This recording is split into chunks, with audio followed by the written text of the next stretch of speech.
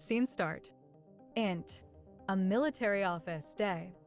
General Anna Reynolds, 50s, sharp, pragmatic, Air Force, and Admiral Mark Jenkins, 50s, thoughtful, experienced, Navy, are seated in comfortable chairs in General Reynolds' office. Coffee mugs sit on a low table between them. Maps and strategic diagrams adorn the walls. General Reynolds sighs, takes a sip of coffee. Another day, another headline that makes you wonder if anyone in DC remembers what stability means.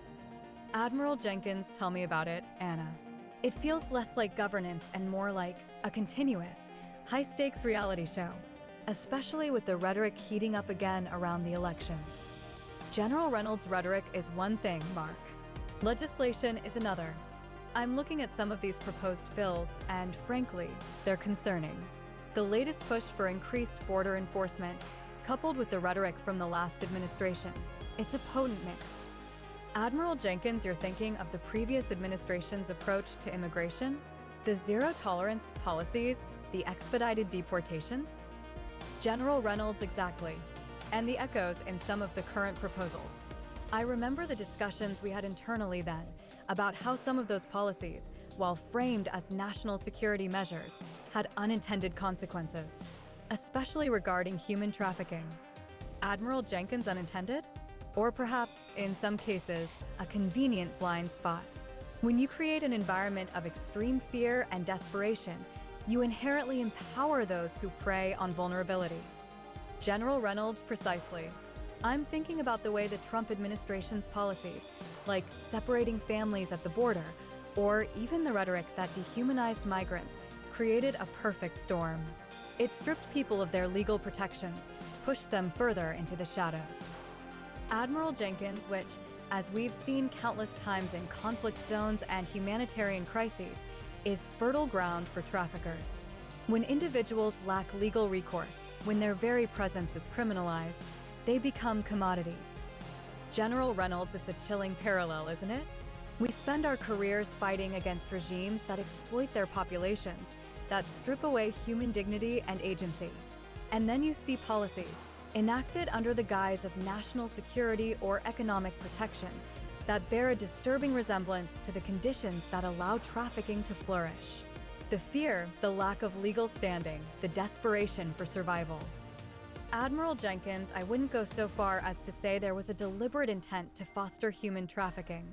That's a strong accusation. But the outcome of certain legislative priorities and executive actions, the parallels are hard to ignore. When you reduce avenues for legal immigration, you don't stop people from coming, you just force them into more dangerous channels, making them beholden to smugglers, who often morph into traffickers. General Reynolds and the way information was controlled, or rather, misintrolled, under that previous regime. The constant undermining of established institutions, the media, even our own intelligence agencies. It created an environment where narratives could be manipulated and the severity of certain issues, like the vulnerability of migrants, could be downplayed or reframed. It reminds me of how authoritarian regimes operate, creating a smokescreen while abuses occur. Admiral Jenkins, a breakdown of trust in institutions is always dangerous. It leaves the vulnerable even more exposed. If people don't trust the police, don't trust the legal system, who do they turn to when they're exploited? No one. They suffer in silence. General Reynolds, so, when I look at proposed legislation today that seeks to revive or even intensify some of those same approaches, further militarizing the border, limiting asylum claims, cutting back on aid to regions that produce migrants, I see that same risk. The similarity isn't in intent, perhaps, but in the mechanism by which vulnerability is increased. It's like applying a pressure cooker to an already fragile situation. Admiral Jenkins, it falls back on our core principles, doesn't it?